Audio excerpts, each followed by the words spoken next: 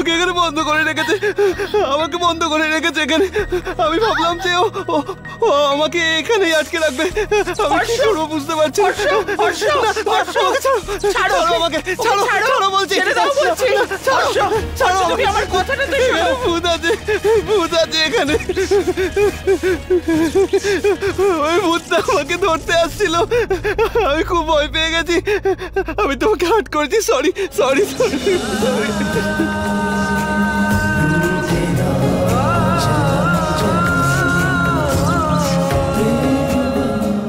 আমি এখানে থাকবো না, আমি থাকবো না এখানে, আমি থাকবো না।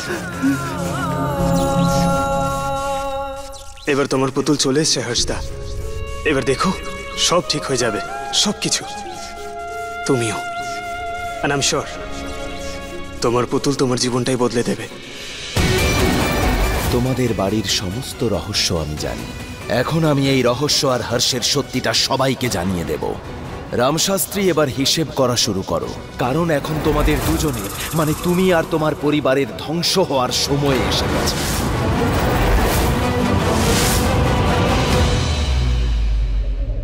রাধা। হ্যাঁ সাহেব। এই চিঠিটা কে দিয়েছে? আমি জানি না সাহেব, আমি যখন এসেছিলাম এখানে কেউ ছিল না। যাও।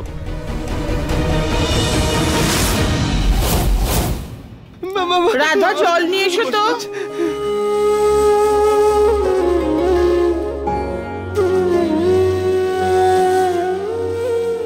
থ্যাংক ইউ মা, হর্ষকে বাইরে বার করার জন্য। যেভাবে তুমি অন্ধকার ঘর থেকে বাইরে আনলে, সেভাবেই ওকে ওর জীবনের আলোয় ফিরিয়ে আনো মা। আমি জানি তুমি করতে পারবে, সব সময় ওর পাশে থেকো। প্লিজ ঠাম্মি, প্লিজ আপনি এরকম করবেন না আমার সামনে, প্লিজ। হর্ষদা, এসো আমার সঙ্গে। আমি কোথাও যাবো না, আমি না না আমি কোথাও আচ্ছা আচ্ছা আচ্ছা আচ্ছা ঠিক ঠিক ঠিক আছে ঠিক আছে ঠিক আছে ঠিক আছে ঠিক আছে ঠিক আছে বলুন। শেখর, আমি আছি, আমি নিয়ে যাব আমার সঙ্গে, ঠিক আছে? আচ্ছা, কোনো ব্যাপার না। আমি তোমার হ্যাঁ, সঙ্গে যাবো। তুমি আমার সঙ্গেই যাবে, ঠিক আছে?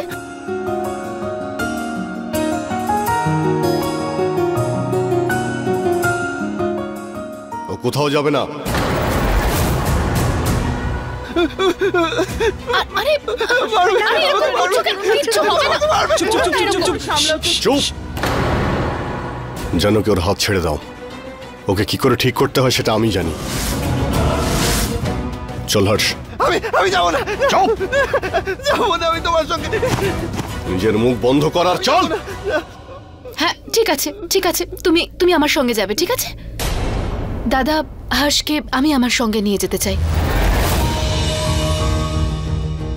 ভুল তো আমার সঙ্গে করেছে, ওর সাথে কি করতে হবে, ওকে কি করে শুধরোতে হবে, সেটা তো আমারই ডিসাইড করা উচিত, তাই কি না? করবে তুমি আমার সঙ্গে? আমাকে তুমি পানিশমেন্ট দেবে না তো? পানিশমেন্ট দেবে না তো তুমি আমাকে? না না, আমি তোমাকে পানিশমেন্ট দেখো দেব একে, না। ও তোমার স্বামী হতে পারে কিন্তু ও একটা পাগল। আমি পাগল হ্যাঁ নই। ঠিক আছে ঠিক আছে, তুমি একদম সুস্থ, শান্ত হও। জানকি, আমি তোমাকে বুঝিয়েছিলাম, তুমি হর্ষর আমার মধ্যে এসো না। দাদা প্লিজ, এবার হর্ষদার সব দায়িত্ব বৌদির উপর ছেড়ে দেওয়া উচিত আমাদের। তুই তোর মুখটা বন্ধ কর। রাজেশ একদম ঠিক কথা বলছে শেখর। ঠাকুমা, বড়দের সামনে ছোটদের কথা বলতে নেই, বুঝেছো? এই বাড়ির আমি সবচেয়ে বয়োজ্যেষ্ঠ, আর আমি জানকীকে অধিকার দিচ্ছি যে ওই হর্ষের দেখাশোনা করবে। আমরা সবাই এটাই চাইছিলাম যে হর্ষকে দেখাশোনা করার জন্য কেউ আসুক। যখন জানকী এসেছে তখন সমস্যা কিসের? ও যেমন করে চাইবে তেমন করে ওর দেখাশোনা করবে, বুঝেছো তুমি? মা এটা ঠিকই বলছেন। জানকী, তুমি হর্ষকে ওর ঘরে নিয়ে যাও। যাও বাবা, যাও। Thank you.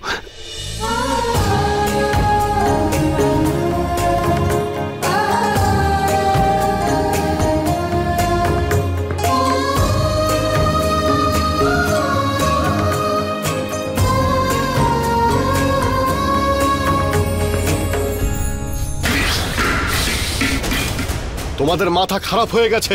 আবেগের বশে তোমরা কিন্তু সবাই ভুল করছো। এরপর সবাই পস্তাবে, কিন্তু আমার কাছে একদম আসবে না, বুঝেছো?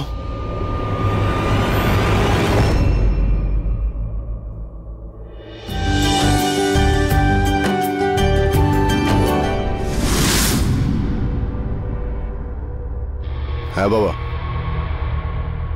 এই দেখো রাজেশ,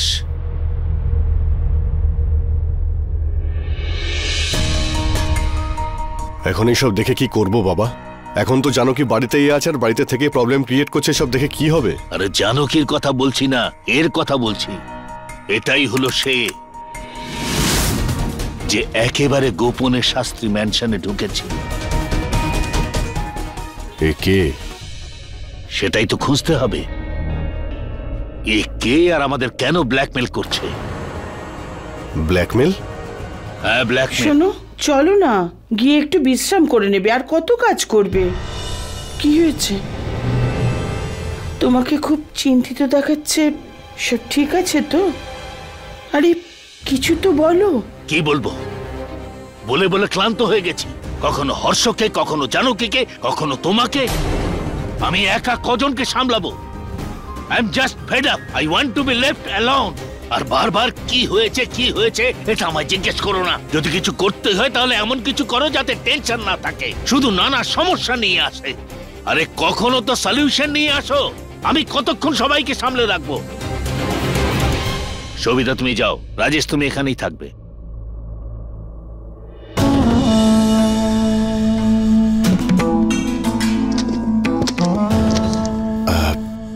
বাবা তুমি শান্ত হও, এসো বসো প্লিজ।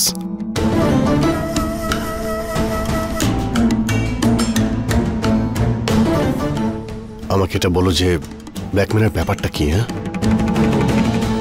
নিজেই পড়ে দেখো।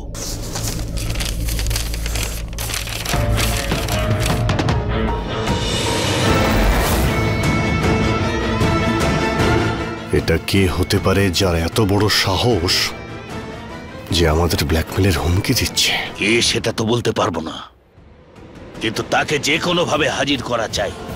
ও সবার সামনে এইসব ব্যাপার নিয়ে মুখ খোলবার আগেই ওর মুখটা বন্ধ করতে হবে। Rajesh, just find him any how. পুতুল, আমি স্নান করে চেঞ্জ করে নিয়েছি। পুতুল পুতুল শোনো না, পুতুল তুমি আমাকে পানিশমেন্ট দেবে না তো? শোনো না পুতুল, আমি তো জেনে শুনে করিনি ওটা। শোনো না, আমি বলছি আমি তো জেনে শুনে করিনি। আমি ভেবেছিলাম যে আমি কথা দিচ্ছি আমি ঠিক এরকম আছে, করবো না। এগুলো সব ধরো। এটা আমার জামা। হ্যাঁ আমি জানি এগুলো তোমার। ধরো ধরো, এই জামা কাপড়গুলো কাবাডে গিয়ে রাখো। আর কাবাডে পুতুল রাখে না, জামা কাপড় রাখে। সরি।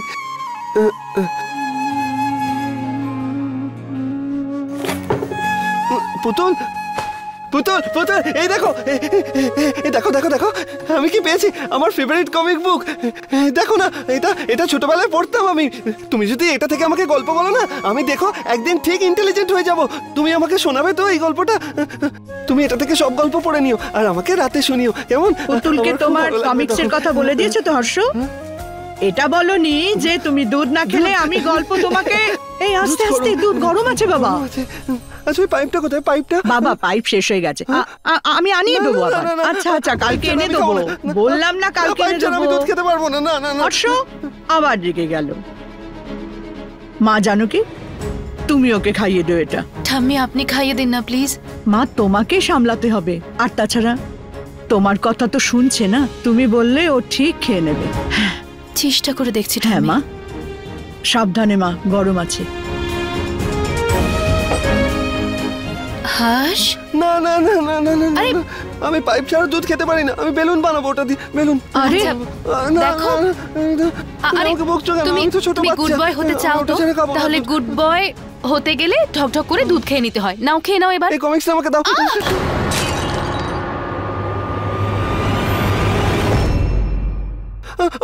আমি জেনে শুনে করিনি। সরি সরি সরি পুতুল, সরি কি পুতুল, করলি তুই? আমি বুঝতে পারিনি পুতুল। হর্ষ বাবা এরকম করে না। আমার ভুল হয়ে গেছে। তুই এটা কি করলি বাবা? তুই এরকম করলে তো চলে যাবে আর তোর কাছে কখনোই আসবে না। সরি সরি, ওটা আমি জেনে বুঝে করিনি। আমার ভুল হয়ে গেছে। কোনো ব্যাপার না, সরি সরি। কোনো ব্যাপার না, কোনো ব্যাপার না, কোনো ব্যাপার না, কোনো ব্যাপার না। হ্যাঁ সব তো ঠিক আছে, কিন্তু তুমি চেষ্টা করতে থাকো। আর কিছু জানতে পারলেই আমাকে জানাবে, ঠিক আছে? ট্রাই করতে থাকো। বাবা আমি খোঁজ নিয়েছি, এই কাজটা ওই মেয়েটার নয়। আর শেষবারে ওর যে অবস্থা আমরা করেছিলাম, এসব করতেও কোনোদিনও সাহস পাবে না। এটাই তো বুঝতে পারছি না এটা কে হতে পারে যে আমাদের সবকিছু সিক্রেট জানে। সেটাই তো খুঁজে বার করতে হবে, আর সেটাও খুব তাড়াতাড়ি। আর যে এই চিঠিটা পাঠিয়েছে ও আমাদের চ্যালেঞ্জ করেছে, হুঁশিয়ারি দিয়েছে আমাদের যে আমাদের রেপুটেশন নষ্ট করে দেবে যদি কেউ আমাদের সিক্রেটটা জেনে ফেলে। আমরা শেষ হয়ে যাব। We are finished. Do you understand? শোনো, কাল নারায়ণ পুজোর দিন আছে তো, আমি কাল নারায়ণের পুজো রেখেছি। আমি আরতির সময় ঠিক চলে আসব। আর এই পুজোর পরে বৌমাদের বাড়ি থেকে দত্ত আসে, রাজেশের শ্বশুর বাড়ি থেকে প্রতি বছর তো আসে, এবার তো জানকীর বাড়ি থেকেও আসবে। দেখো মা, তুমি এইবার সবকিছু ক্যান্সেল করে দাও। এই বছর তুমি শুধু একটা ব্যাপারেই খেয়াল রাখো, এই যে জানকীর বাড়ির লোকেরা এরা যেন আমাদের বাড়ির আশেপাশেও না আসে। একটা কাজ করো, তুমি ওদের মিথ্যে বলে দাও যে এইসব পুজোতে আমরা বিশ্বাস করি না। আরে কিন্তু ওরা কি ভাববে? ওদের কথা ভাবতে হবে না, নিজেদের কথা ভাবো। যদি ওরা আমাদের সত্যিটা জেনে ফেলে তখন তুমি কি করবে? সেই জন্য আমি চাই কাল এখানে যেন কেউ না আসে। আরে কিছু একটা করো। একটা কাজ করি মা, আমি আর তুমি প্ল্যান করে কিছু একটা করব, ঠিক আছে?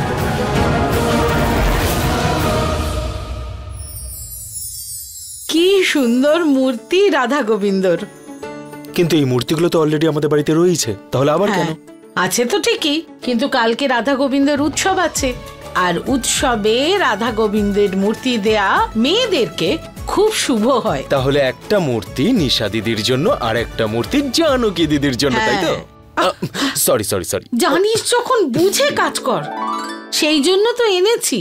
কথায় বলে রাধা গোবিন্দর মধ্যে রাধা আর কৃষ্ণর দুটোই রূপ আছে। আর এটাও বলে যে যাদের বাড়িতে এই মূর্তি থাকে তাদের স্বামী স্ত্রীর মধ্যে খুব ভালো সম্পর্ক থাকে, খুব ভালোবাসা থাকে। তাই একটা মূর্তি জানকীকে দেব আর একটা নিশাকে দেব, দুজনকে দেওয়ার জন্য ওদের বাড়িতে যাচ্ছি। আরে একটা কাজ করো, আগে ফোনটা তো করো। এই হঠাৎ করে পৌঁছে যাওয়াটা ভালো দেখায় না। ঠিকই বলেছো, ফোন করেই যাব। আমরা কুটুম বলে কথা, হয়তো আমাদের যাওয়ার খুশিতে বিরাট আয়োজন করে রাখবে, তাই না? April, May, June, July and এরপর কি ভুলে গেছি আমি? আরে এই ফোনটা কেন কেউ ধরছে না? আমি তুলছি ফোনটা। আমি কিছু করিনি, না না না। ফোনটা বেজে যাচ্ছিল, কেউ ধরছিল না। চলো আমরা উপরে যাই এখন। সরি। হ্যাঁ চলো আমরা উপরে যাই। চলো। আমি কিছু করিনি আমি।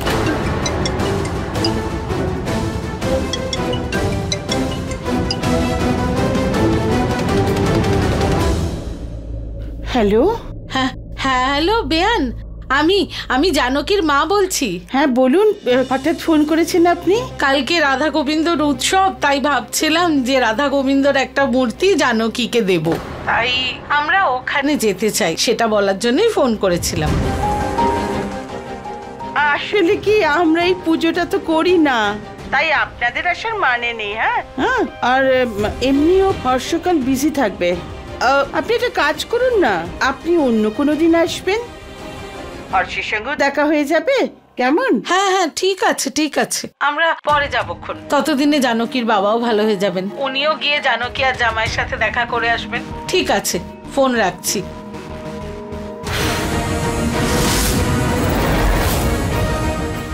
আরে হলোটা কি? কে জানে, বলছিল যে আমরা এই উৎসব করি না। হতে পারে, বড় লোক মানুষ, এইসব উৎসব করার সময়ই পায় না হয়তো।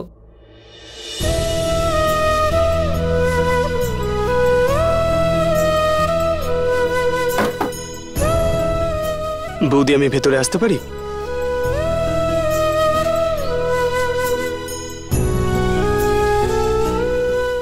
বৌদি, এই ক্রিমটা লাগিয়ে নাও।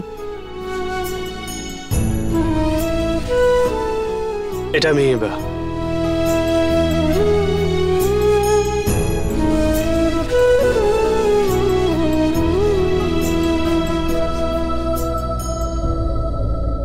আমি জানি বৌদি তোমার এসব দেখে খারাপ লাগছে, ট্রাস্ট মি, হর্ষদা এসব বুঝে শুনে করেনি।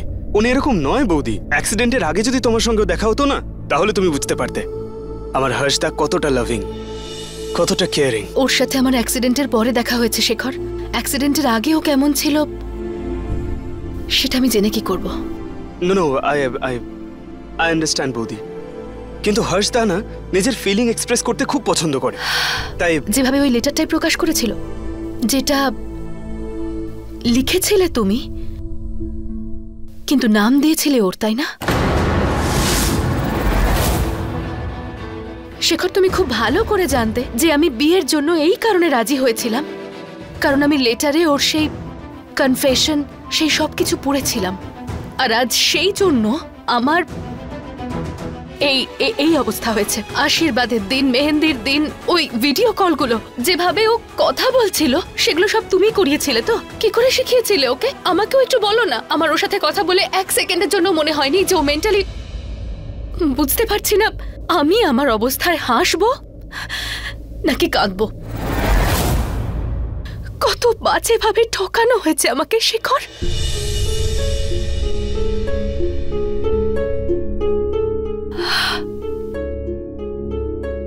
সরি বৌদি, সত্যি তো এটাই, আমি তোমাকে ঠকিয়েছি। কিন্তু বৌদি, এসব আমি তোমার জীবন নষ্ট করার জন্য করিনি। তাহলে সুখী করার জন্য করেছিলে হয়তো? না বৌদি, আমার দাদার জীবনটা সুন্দর করার জন্য করেছিলাম। আর আমার জীবনটা নষ্ট করে দেওয়ার জন্য? সেলফিশ হয়ে গেছিলাম আমার দাদার ভালোবাসায়। আমি মানছি বৌদি যে আমি ভুল করেছি, কিন্তু তোমাদের দুজনকে যখন একসঙ্গে দেখি না, তখন জানি না কেন মনে হয় আমার দাদা আবার ঠিক হয়ে যাবে, আর ওকে তুমিই ঠিক করবে বৌদি। আর যেদিন এটা হবে না বৌদি,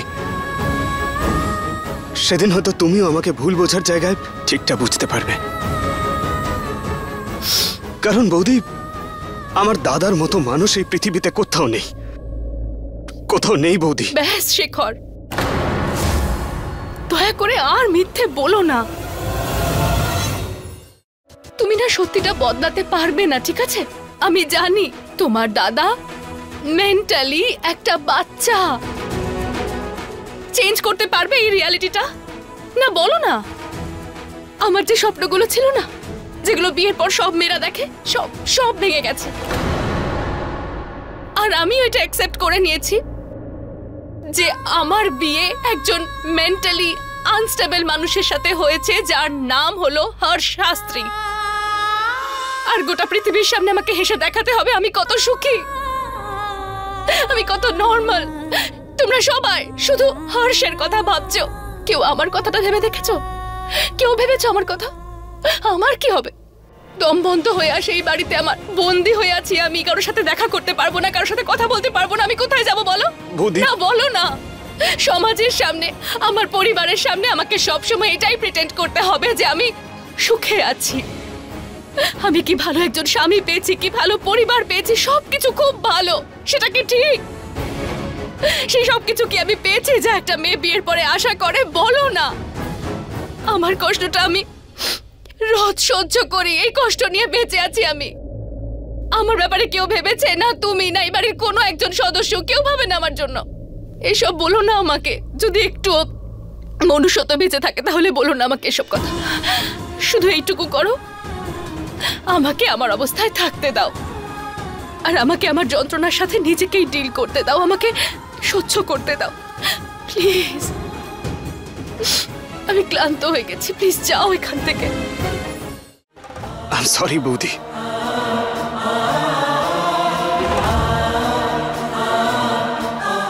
কিন্তু বৌদি, তুমি কিন্তু এটা ভেবো না যে এসব কথা হর্ষের ভাই বলছিল।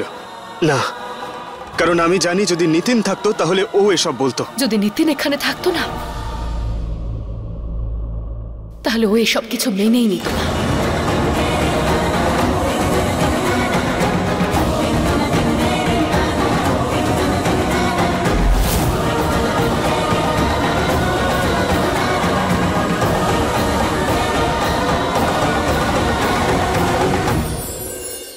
अपने पसंदीदा शो के फुल एपिसोड देखने के लिए अभी डाउनलोड करें दंगल प्ले ऐप।